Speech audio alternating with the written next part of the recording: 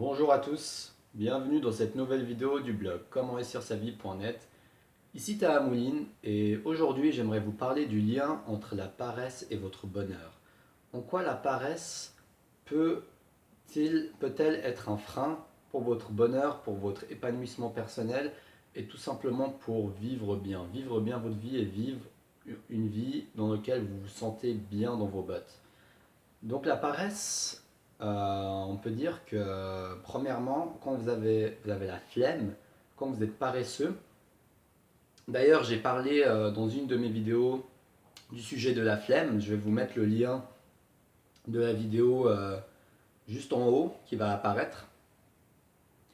Et donc comme je le disais, le fait d'avoir la flemme, le fait de ne pas passer à l'action a un impact sur votre bien-être et sur votre sensation d'appréciation de ce que vous faites et de la vie. Tout simplement parce que vous vous privez de la sensation d'accomplissement.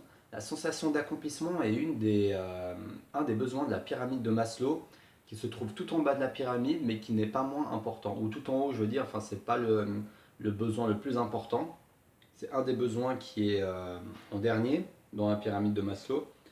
Mais il a quand même son importance parce que une vie sans accomplissement, c'est pas une vie dans laquelle vous allez être heureux. Si vous n'avez pas de but, si vous n'avez pas une cause à défendre, si vous n'avez pas un objectif, si vous n'avez pas une expression, quelque chose pour vous exprimer, quelque chose qui va faire en sorte de vous faire briller et de faire briller votre personnalité, vous allez juste errer. Le but, ce n'est pas d'errer dans votre vie. Le but, c'est d'aller vers une direction qui vous correspond, d'aller vers une direction qui vous plaît, d'aller vers une direction qui vous fait rêver.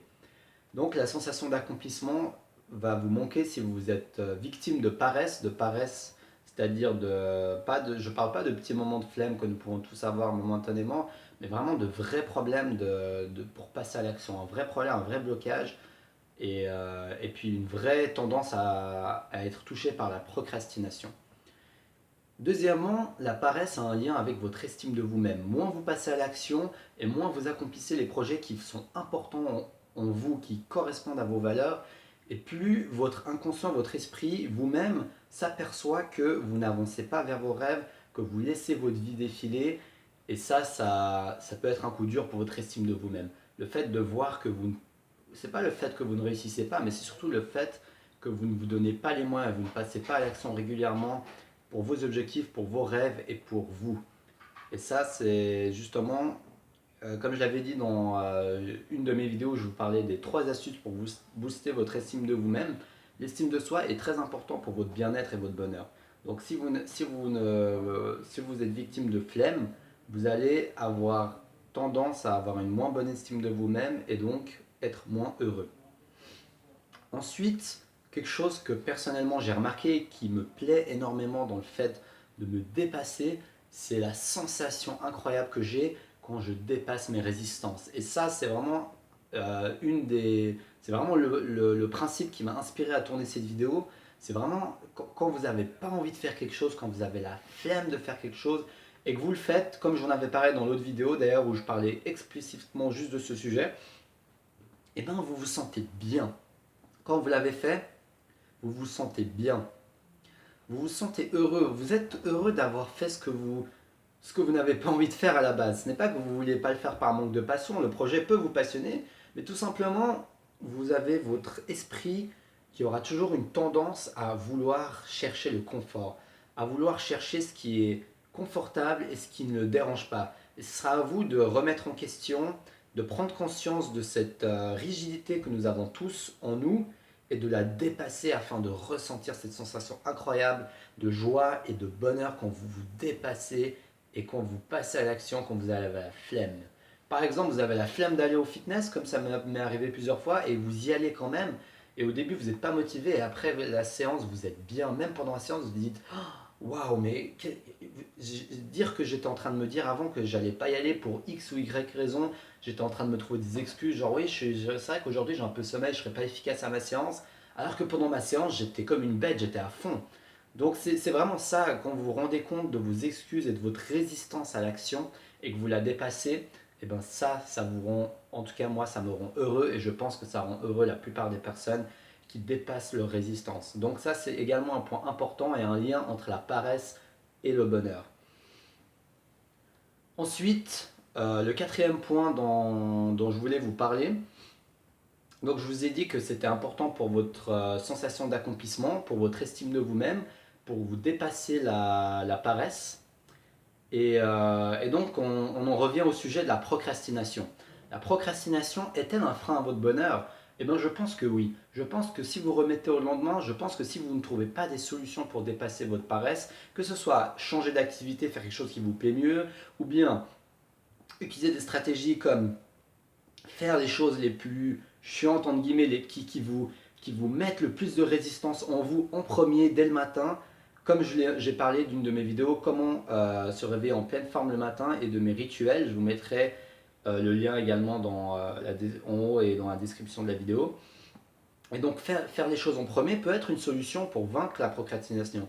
Et vaincre la procrastination peut être un premier pas vers le bonheur, parce que vous commencerez à vous rapprocher de vos buts, de vos valeurs, et vous augmenterez votre estime de vous-même, comme je l'ai dit avant. Donc comme je l'ai dit avant, le fait de vaincre la procrastination va avoir une influence et un lien sur votre estime de vous-même.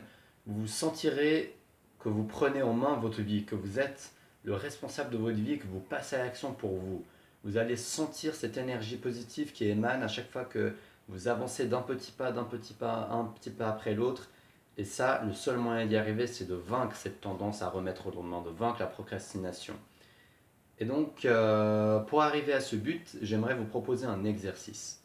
Dès maintenant, tout de suite, ici, choisissez un projet que vous n'avez jamais osé commencer ou alors que vous avez délaissé, que vous avez abandonné et choisissez une première action simple et facile qui ne prend pas beaucoup de temps, qui prend 5 minutes par exemple maximum et faites-le tout de suite, faites-le maintenant.